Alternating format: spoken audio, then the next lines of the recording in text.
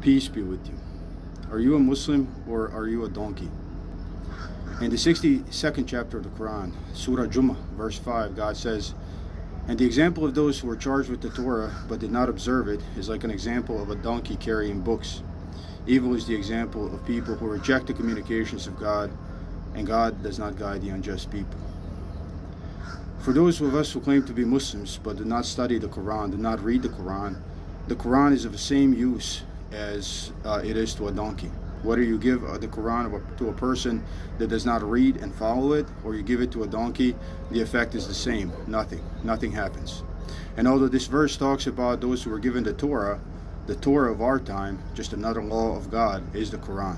So if we as Muslims treat the Quran as they treated the Torah, we have this same example. We are dumb donkeys that, although we may carry a book, it provides no useful purpose to us.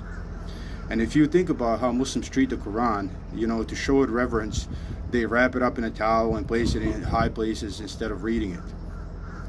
If we don't apply the same effort to the Quran that we apply to our books in school, like how many endless hours did you spend trying to learn math or trying to learn like some useless history instead of trying to learn what you yourself say is the Word of God? And of course, I'm talking to people who consider themselves Muslims here.